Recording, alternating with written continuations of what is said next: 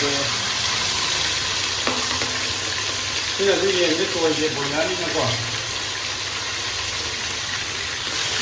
học cái gì không có phá được tàu mà chưa được đâu rồi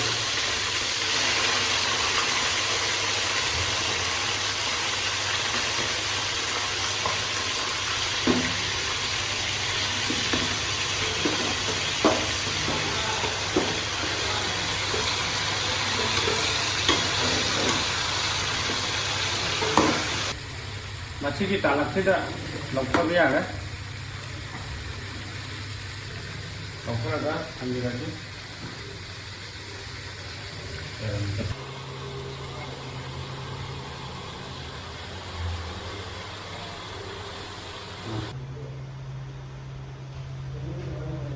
em nhìn chứ tàu cục á phải tăng tàu cục có lùi đấy chứ rồi xí kỳ cái nồi gì dùng từ si kabuk tàu là bên si gì nó thùng một đợt rú rồi rồi được một quy là rú thùng nó mặt tầm trắng rồi vậy chưa đâu em mà sai ngốc vì bất thầu cứ là đúng thì lâu dần làm cái lôi ngọc là đâu bên này cái ngố chân làm ngố cái lâu rồi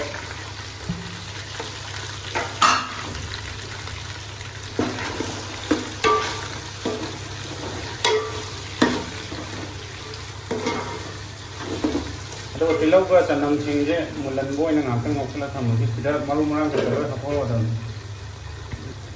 malu machu hapo ga sida do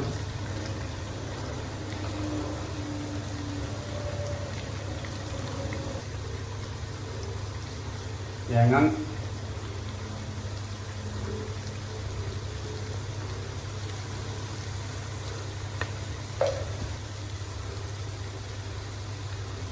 jira powder ni masala je kha wan le ngasi je aduna pachina phana haw na thong le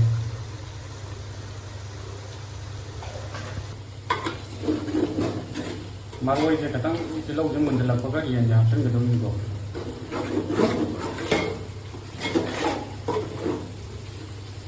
tang tham ma je ni ta ni maroi mun na tilau je mun de le ya yên để học rất là dễ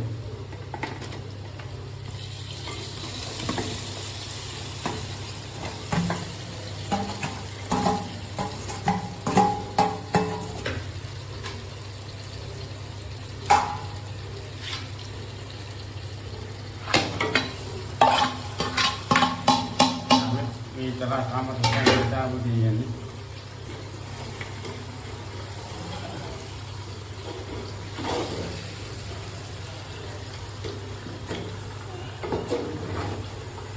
làm sai cho thầu và kilo gần được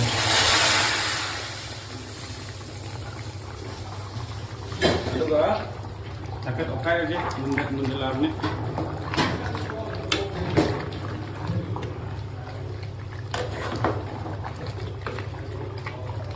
và cái phần này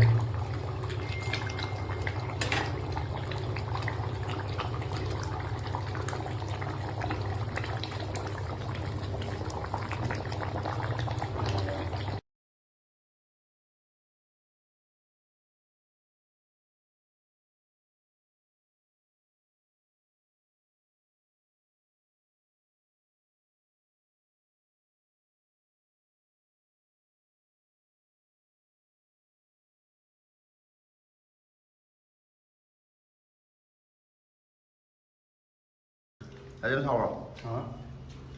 một xào trong này đẹp thùng đi cả đúng không ạ chặt dây dạ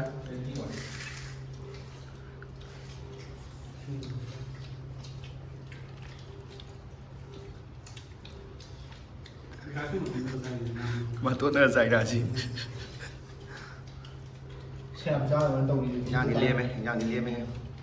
nhang lẩu sữa đúng không phải mà là